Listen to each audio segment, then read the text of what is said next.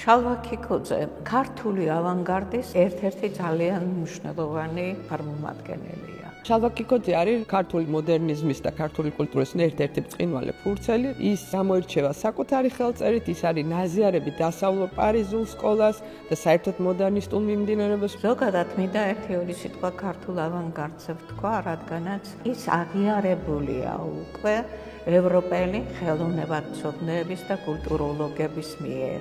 ითვლება, რომ თავისი, ესე ვთქვათ, განშტოება აქვს უკვე ქართულ მოდერნიზმს, ევროპული მოდერნიზმიდან განსხვავებული და ძალიან მნიშვნელოვანი ფიგურანტები ყავს. ერთ-ერთი ესეთი მნიშვნელოვანი გახლავთ სწორედ შალვა ქიქოძე. მიუხედავად იმისა, რომ ძალიან ცოტა ხანს სიცოცხლა სამწუხაროდ, სულ რაღაც 15-ოდე წელი არის შემოქმედებით დატვირთული წელი, რომელიც ძალიან საინტერესო აღმოჩნდა ქართული სახვითი ხელოვნებისთვის.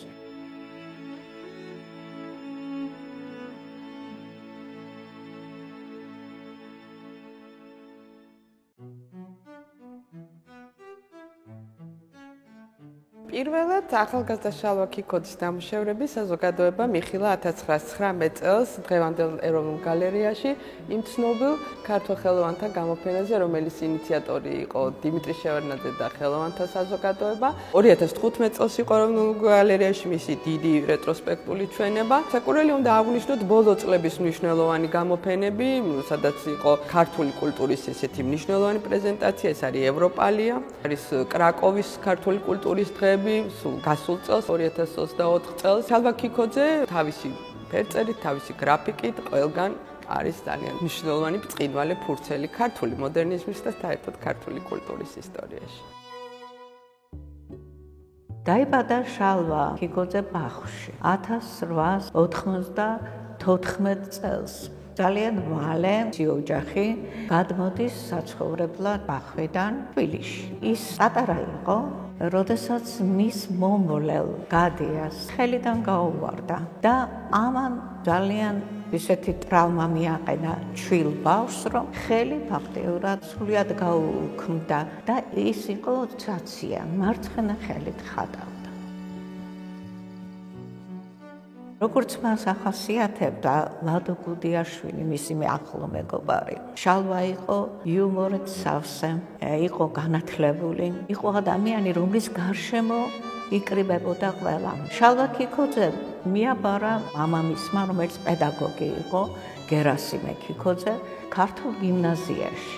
აქ გამოუყო პედაგოგმა, რომელიც მისი ხატვის ნიჭით დაინტერესდა, ცალკე სახელოსნოსავი, სადაც ის ხატავდა. პირველი მისი ნამუშევრები 1908 წელს ჩანს.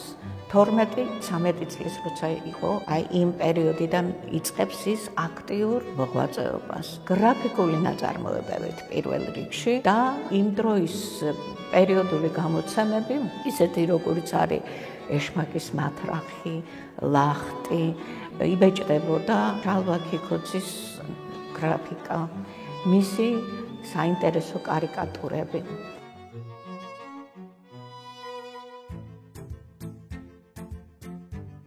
ჩვეულებრივი კარიკატურისტი იყო. მას თავდაპირველად იცნობდა ქართული სახვითი ხელოვნების ისტორია, როგორც კარიკატურისტს. თარგმნა თურმე თავის დროზე შერლოკ ჰოლმსის თავგადასავალი და კიდეც დაუსურათებია. ძირითადად არ არის ბევრი რამ შემორჩენილი იმ დროიდან, მაგრამ შემორჩენილი არის ლეო ქიაჩელის საბავშვო ორი მოთხრობის ილუსტრაციები. ერთი არის ნატრის თვალი და მეორე არის მეგობრები. ამის შემდეგ უკვე შალვა ქიქოძე მიემგზავრება მოსკოვში და მოსკოვში ის აბარებს უნივერსიტეტში იურიდიულ ფაკულტეტზე.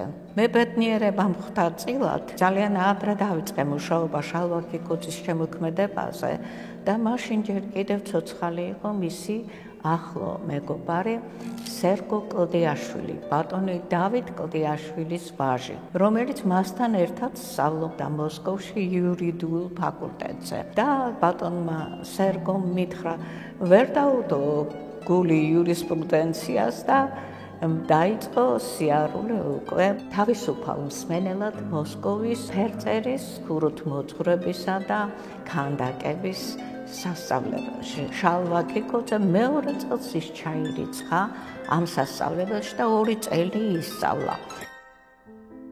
1918 წელს ბრუნდება თბილისში შალვა ქიქოძე და ამ დროს ის შეხვდება ძალიან საინტერესო რეჟისორს, რომელიც ქართული თეატრის ისტორიაში საკმაოდ მნიშვნელოვანი ფიგურა გახდა, გიორგი ჯაბადარს, რომელმაც დააარსა სტუდია. აი ამ ჯაბადარის სტუდიაში როგორც მხატვარი ისე იწყებს მოღვაწეობაში. ამის შემდეგ ის აქტიურად არის ჩართული ქართველ ხელოვანთა საზოგადოების მოღვაწეობაში. ქართველ ხელოვანთა საზოგადოების მდივნადაც მუშაობდა შალვა ქიქოძე.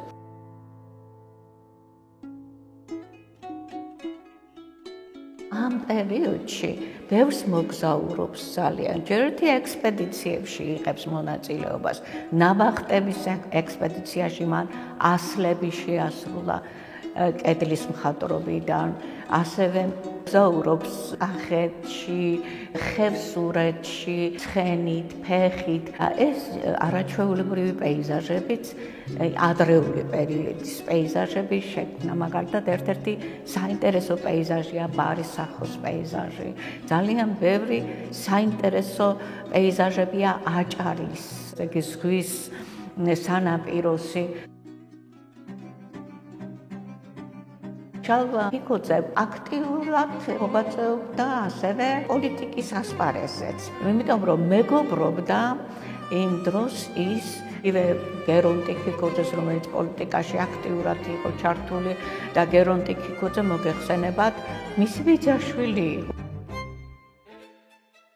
შალვა ქიქოძეს ჰქონდა ისტორიული მნიშვნელობის 2 ჩანახატი შესრულებული ფიროსმანის პორტრეტის სახით. დიმიტრი შევარდნაძე დაინტერესებული იყო, რომ ფიროსმანი ეპოვნათ და ფიროსმანი მოძებნეს, მოიყვანეს ქართველ ხელოვანთა საზოგადოების კრებაზე. აი ამ კრებაზე ჩაიხატა თავის ესეთი პატარა ბლოკნოტი ჰქონდა 2 პორტრეტი შალვა ქიქოძემ.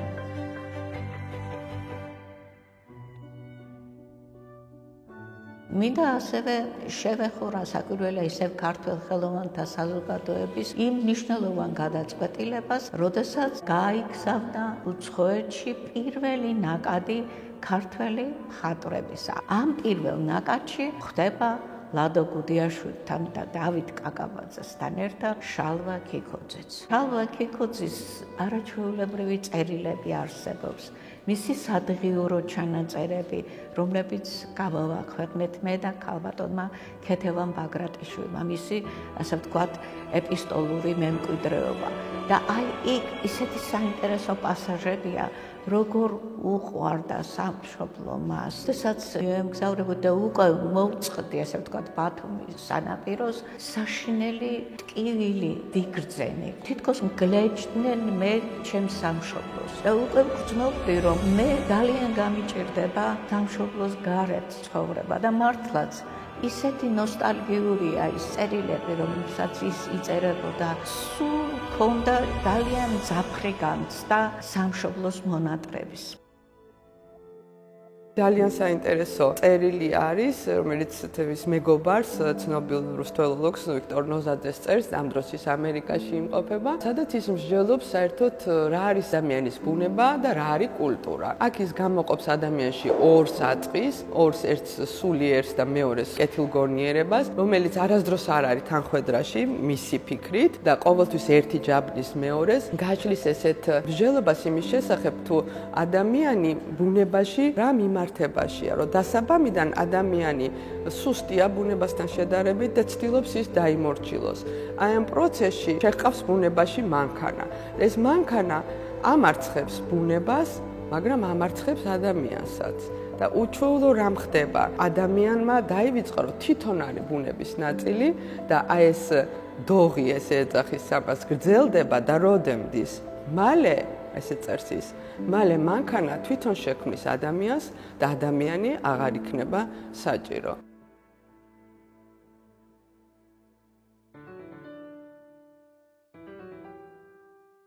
სანამ წავიდოდნენ შალვა ქიქოძე, ლადო გუდიაშვილი, დავით კაკაბაძე, უკვე მათ ჰქონდათ თავისი სტილი ჩამოყალიბებული. აი ესეთი ეროვნული მხატვრული ფორმის, ანუ ეგრეთ წოდებული მხატვრული ქართულობის, ესე იგი შეიძლება ითქვას მეთოდიც კი შემუშავებული. სანამ გაემგზავრება შალვა ქიქოძე, ერთ-ერთ საპროგრამო ნაწარმოებს ხატავს. ეს არის ქართველი ქალი.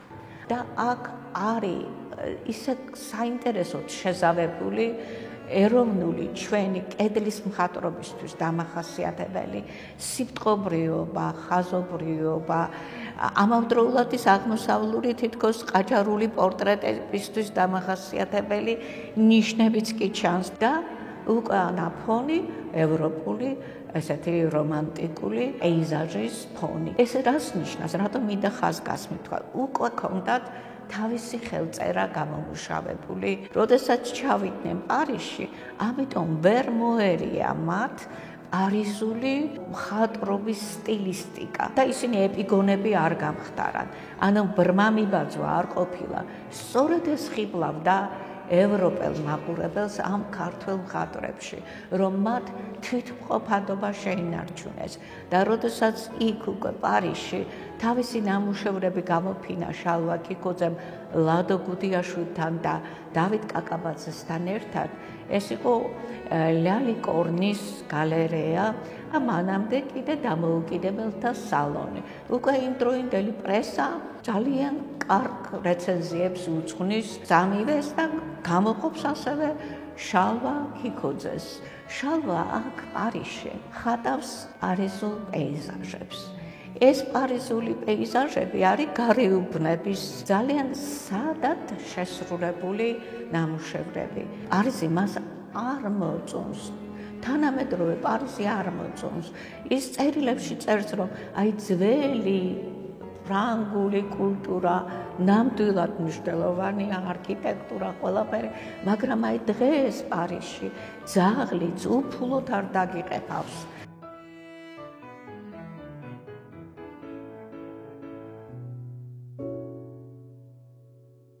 პარიზი, თებერვლის 1.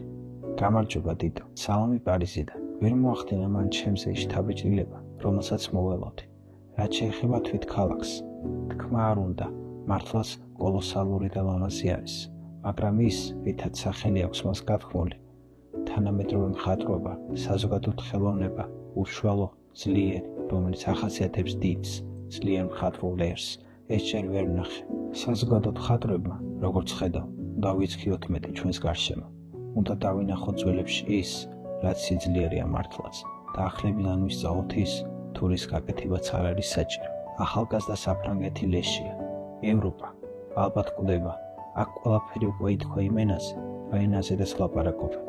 ყოველი წვრილმანი ბგერა გამოსახულია ამა თუ იმ სახით. საჭიროა სხვა ენა, რომელიც თავის ბუნებაში მონახავს ახალ ფორმების გამოხატულ ინტონაციებს. ეს ახალი ენა კი ევროპაში ვერ შეიქმნება. აქ ფოლადი და ფული მეფობს. გარყვნილება სჯამს ევროპას.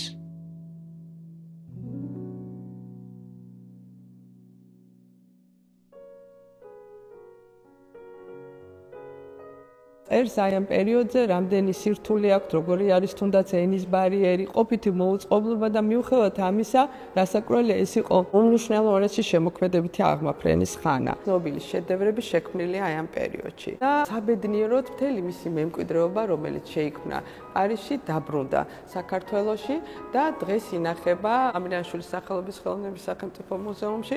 34 პერწერული ტილო არის დაცული და 130 გრაფიკული ნამუშევარი. ნეოპრიმიტივიზმიც აინტერესებს როგორც მიმართულება. ტიკინების ცხოვრებიდან ასე დაარქვა თვითონ სამ ნამუშევარს, სადაც ის ცდილობს ძალიან გამარტივებული ფორმით, მოუხეშავი პლასტიკით, ნეოპრიმიტივიზმს რაც ახასიათებს, წარმოაჩინოს საზოგადოების სნობიზმი, დამოკიდებულება ცხოვრებისადმი, ის რაც მას აწუხებდა, ის ყველაფერი ჩანს ამ ძალიან საინტერესო იუმორის პრიზმაში გატარებულ ამ სამ ნამუშევარში.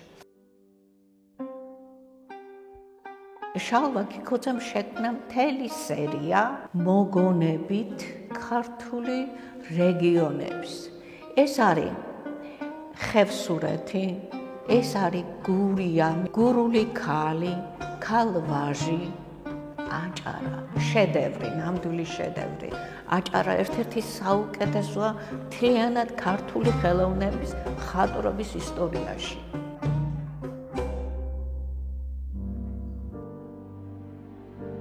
ორი მეტად მნიშვნელოვანი ნაწარმოები უნდა გამოვყო. ერთი ნაწარმოები არის უდროდ დაკარგული მეგობრის მოსაგონებლად. ეს ნამუშევარი წინასწარმეტყველური ნამუშევარია.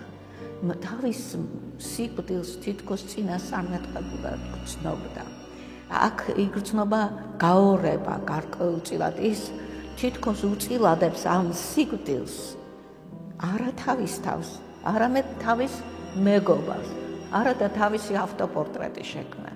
შალვა უზის მაგიდას და ეს მაგიდა არის გემის კოფოზე, შეჭრილია ზღვაში და აქ სხედან მეფისტოფელი და ჩონჩხი თანამეინახეებად.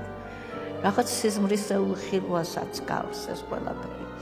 ცენტრალურ ფიგურას ჩონჩხს დაბნეული აქვს გვირილა.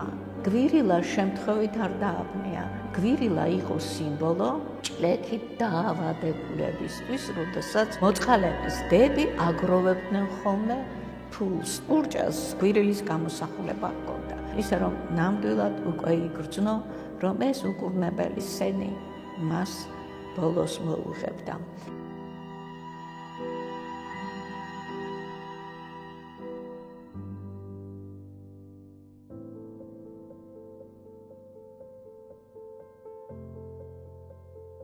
მეორე ნამუშევარი გახლავთ სამი მხატვარი და ეს ნამუშევარი არის ლადო გუდიაშვილის, დავით კაკაბაძის და შალვა ქიქოძის ერთად გამოსახვის მცდელობა შალვას მიერ. შალვამ ეს სამივე მხატვარი ღია ცის ქვეშ, ასე ვთქვათ, დაფენილ ბალახზე ქართული ნატურმორტის გარშემო წარმოადგინა. ლადო მისთვის დამახასიათებელი აღმოსავლური ნირვანას პოზაში ფეხმორთმული და მას შიშველი მუზა ვაშს აწოდებს. მეორე მხარეს გამოსახულია დავით კაკაბაძე, ჰომო უნივერსალე, მრავალმხრივ განათლებული ადამიანი, მართლა ისეთი პიროვნება, რომელიც სულ როგორც მეცნიერის თვალით უყურებდა ყველაფერს და მას ხელში ჭირავს ჩიტი და ბოლოს შუაში ცენტრალურ ადგილას სიღრმეში შიშველ ნატურასთან ასევე პატარა ნავით მიაცურებს გემს ირონიულად მომზირალი. აი ეს არის არაჩვეულებრივი, ესე იგი გამოხატულება იმისა, როგორ შეიძლება ტრანსფორმაცია მოახდინო ადამიანმა იმ მარადიული თემის, როგორც არის, ესე ვთქვათ, შიშველ ნატურებთან ჩაცმული ხელოვანი ადამიანების წარმოდგენა.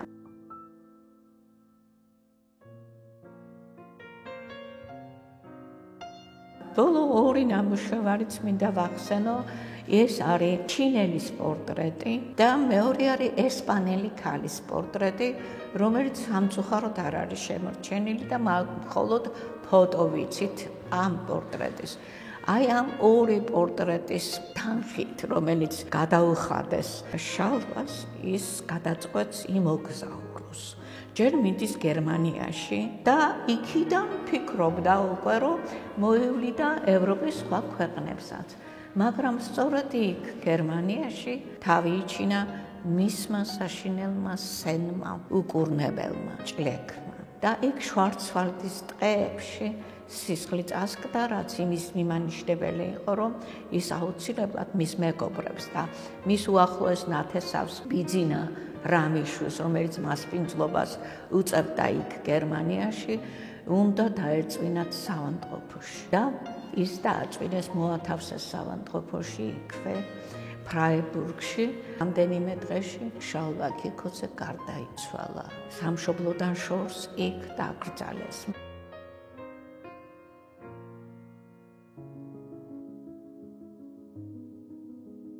შალვა ქიქოძეს ავტოპორტრეტების მთელი სერია ჰქონდა შესრულებული. აქ იყო გრაფიკული ავტოპორტრეტებიც და იყო ფერწერული ავტოპორტრეტებიც. ის თავის თავში ახამებდა რაღაცა ორ თითქოს საპირისპირო ბუნებას. ერთი იყო ძალიან ფაქიზი, ძალიან ღრმა განცდის მატარებელი ხელოვანი, რომელიც რეაგირებდა აი თავის სამყაროში არსებულ კატაკლიზმებზე, ძალიან დიდი პროტესტი ჰქონდა და ძალიან დიდი განცდა ჰქონდა იმ სიყალბეზე, როგორ დაუშვა ეს სასაკლაო კულტურულმა, ცივილიზებულმა სამყარომ და რაღა არის მაშინ კულტურა, რაღა არის მაშინ ადამიანი, აი ამ კითხვებს მუდმივად სვავს და ფერწერაც აი გაჟღენთილია რაღაცა ფილოსოფიური პლასტებით, რაღაცა ეგზისტენციალური ფიქრით, მაგრამ ეს ერთი მხარეა და მეორე მხარე კი არის, ეს არის რაღაცა ძალიან დიდი დღესასწაული მისი ფერწერა.